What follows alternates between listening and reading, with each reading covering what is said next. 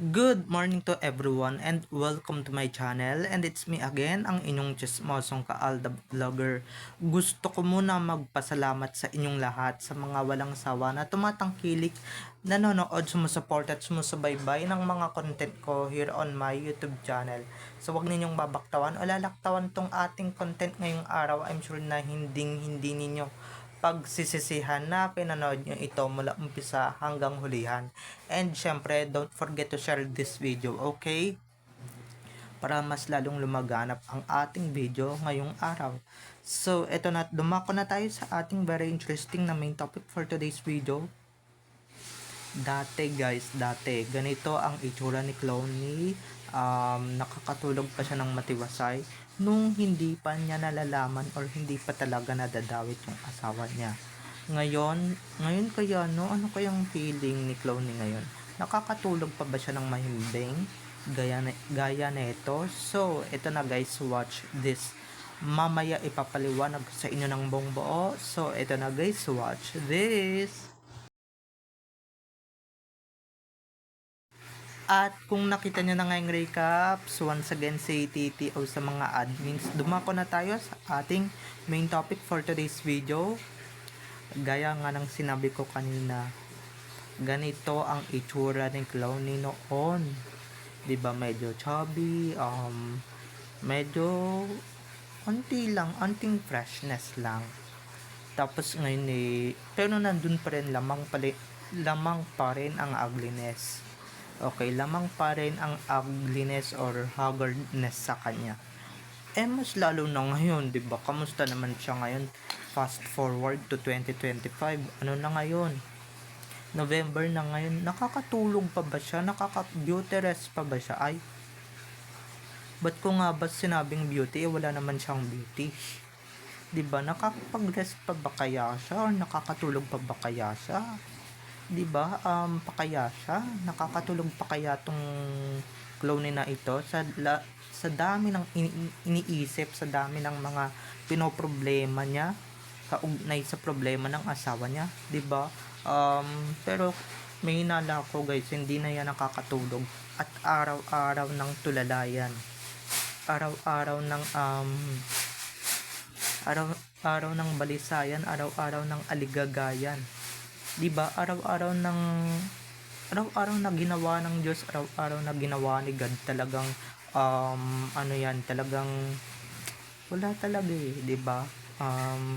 Ganyan talaga, 'di ba? Makikita nyo naman noon, 'di ba? Compare na natin yung noon at ngayon. Noon, ang saya-saya niya, tawa siya ng tawa, 'di ba? Nakakatulog pa siya. Ngayon kaya, 'di ba? Ngayon nakikita ko pag nanonood ako ng mga videos ng EBA, medyo haggard na siya or talagang haggard na siya. Ang laki ng itinanda niya, ang laki ng ikinapangit niya.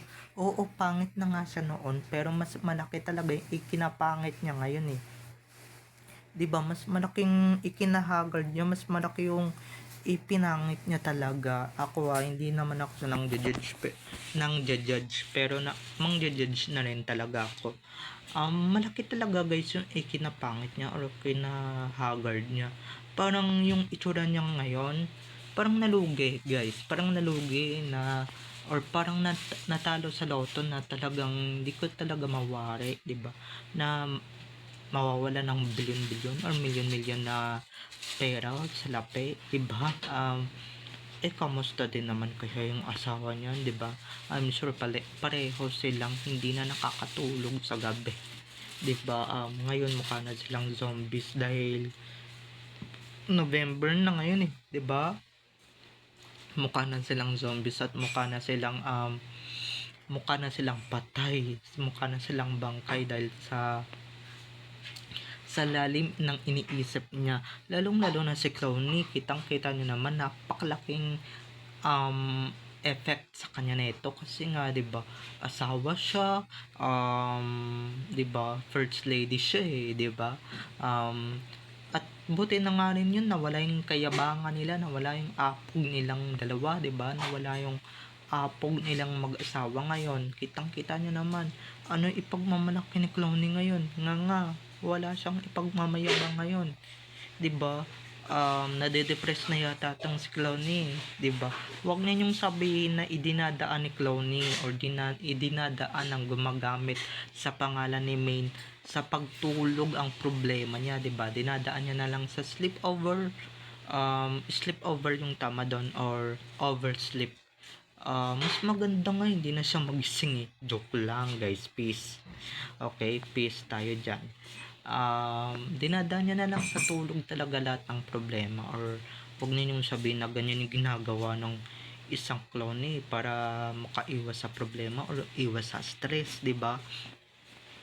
Dahil pagka natulog ka or pagka kagising ka or pagkagising mo, 'di ba?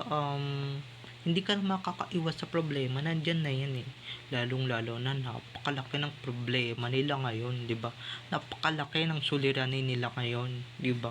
Lalong-lalo na si Clowny. I'm sure guys, affected na yung trabaho niyan, affected na yung pagpasok niyan sa Itbulaga na nalulugi na rin talaga ng banggang-bangga.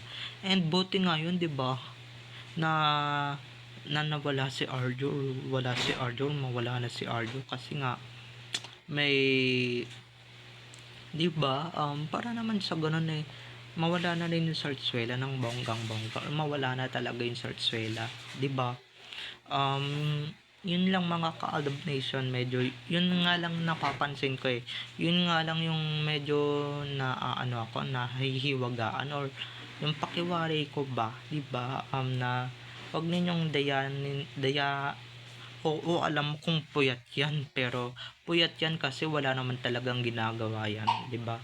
At mas lalo siyang mapupuyat, mas lalo siyang tatanda. Alam niyo guys, yung pagmumukha ni Clowny na gumagaya kay May, hindi naman siya ganyan katanda before, 'di ba? Hindi naman siya ganyan ka haggard noon.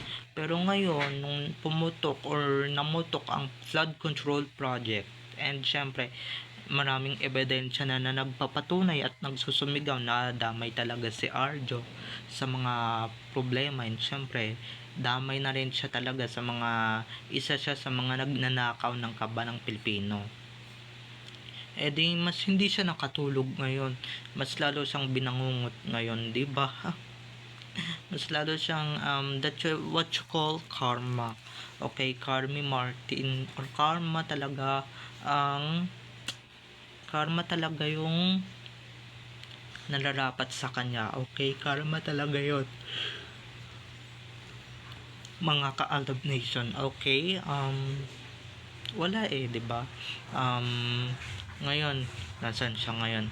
Nasa, 'di ba, nakakapag-work pa ba kaya yan ng maayos or nakaka-work pa kaya yan ng maayos? Dahil 'di ba, ang laki-laki ng idinipress niyan talaga ng bonggang-bongga. And syempre ito lang yung sasabihin ko sa kanya. Ito lang yung sasabihin ko sa kanya at nais kong iparating sa kanya. You deserved it, okay? You deserved what your husband did to us, and syempre did to our all Filipinos na talagang ninakawan niya talaga ng kaban. Ngayon, good luck na lang sa inyo kung talagang nakakatulog kayo na mahimbing, 'di ba? Dati pa petiks lang kayo, 'di ba? Pa abroad kayo, ngayon 'di ba? Nagpaano kayong lahat? Ikinawala yung lahat yung kaba ninyo. 'Di ba? Saan napunta yung kayabangan nyo ngayon? Wala, nasa lupa na ngayon. Wala na yung kayabangan ninyo. Pinutol na agad yung kayabangan ninyo. Syempre pag pasyal ninyo sa abroad na wala naman talagang kapalarakan, 'di ba? Pag shopping ninyo doon na wala naman talagang kapalarakan, wala naman ka ideya, ba't kayo namamasyal doon? Okay? So, bye-bye na mga ka-ADN. I love you all. Have a nice day. Keep safe. And God bless everyone. Don't forget to subscribe to my YouTube channel. And syempre, huwag ninyong kakalimutan na i-click ang notification bell para pag nag-upload ako, kayo agad ang unang manonotify sa aking mga susunod pang i-upload na mga videos. Okay?